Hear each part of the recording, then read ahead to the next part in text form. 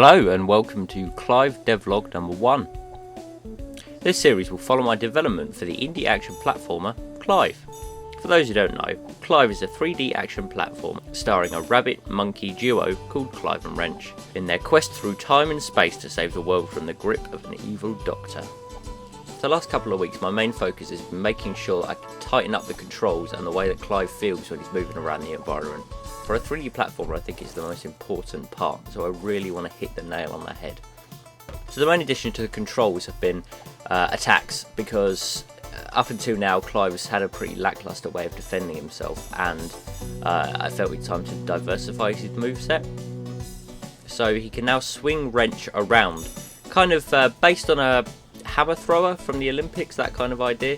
So it's I wanted to make sure that the animation was well weighted and it felt realistic, but still in that kind of cartoony Looney Tunes-esque way. Obviously with the inclusion of this new swing is great for ground movement and even in air, but for things like gliding or sprinting there need to be different attacks. So when Clive's gliding now, Wrench can swing him back and into the enemies, kicking them across the screen. Whilst sprinting, it didn't make sense that Clive would stop, spin around, because it just wouldn't flow with the rest of the gameplay. So he does a forward roll and then straight back into a sprint, meaning that the fast pace of the extra speed is kept. And finally, underwater he's got a spin attack, which is quite similar to how Crash Bandicoot handled it. So the latest level I've been working on is called Corsairs Cove. It's set in a forest by the sea, but infested by pirates. For this level I've created several modular rocks, which effectively just means there are 4 or 5 different models that can all be put together in such a way that you don't notice the tiling. This both means that it's quite low on system memory, it means the game can run better, but at the same time, coupled with Vertex Painting, which is where you add colour to each object individually, it can create a really good looking environment with a fairly low polygon count and still keep the aesthetic of the rest of the game. There are of course extra pieces, like here where I've put a skull in a rock, which is going to be the entrance to a cave full of treasure. Obviously this couldn't be made modular, so this has been modelled from scratch.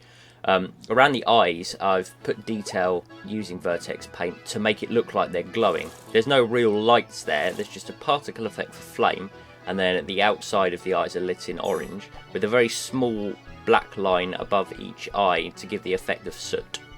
When I was constructing these huts I wanted to make sure they were quite detailed, but obviously built from the wood around them. So they use quite similar textures to the trees that are already in the level, or at least the same colour scheme. But I've also made sure to include a couple of extra things. Hanging around is a bag full of fish, because it's by the sea and it makes sense that the pirates living there would be fishing. It sounds like a pretty anal thing to think about, but I like to think that when I'm creating a world it makes sense even though it's a cartoon. I also realised after placing these that the world was very grey and green, and it was quite bright and vibrant because of the blue sky, but it needed a little something. So I created a dynamic flag which just flutters around in the breeze and doesn't particularly do anything, but it does help signify that these huts belong to pirates, and of course it's quite interesting to see the stark red against the background of everything else. I've also included some pretty cheap butterflies, and by cheap I mean they are very low polygon. They're only 4 polygons each, and they only have 3 frames of animation, but coupled with a script which allows them to follow a path, they can just flutter around the level and you never interact with them, but just the fact that they're there adds movement to the background of the environment. I also like the idea that breaking up the rocks with a waterfall would look nice. So effectively the waterfall is made up of a shader which slightly undulates the texture, and another script which makes it flow. It's quite simple, quite cheap, but couple that with a few particle effects and I'm pretty happy with how it turned out. I've been detailing the forest environment with plenty of tree stumps that you can platform on, leading to some quite interesting challenges, as well as other trees and things such as grass cards, which are effectively just small cutouts of grass but placed in such a way sporadically throughout the level that it helps to just break up the straight lines a little bit and help it feel a little bit more believable.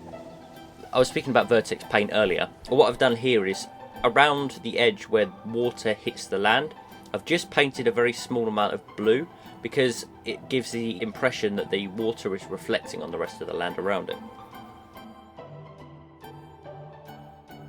For this level, I decided that the pots that I'd used in the Iceratops level didn't quite fit with the aesthetic as the rest of the level. So of course the natural thing that Clive would be able to break in order to earn some extra watches would be treasure chests. The first draft I did of these was effectively just a treasure chest that smashed when you span into it, which was fine and it worked okay, but I decided it didn't quite feel as good as it could. So I went back and animated them so that they now have an impact animation, throwing the lid open and giving you a little bit of visual interest when you hit them. Couple that with some sound effects and the fact that the watches jump out at you, and I think that's quite an interesting piece for the level. And lastly, the skybox for this level. A skybox is effectively just, you put 6 paintings on the inside of a cube, and then that goes around the level and is always rendered behind everything else.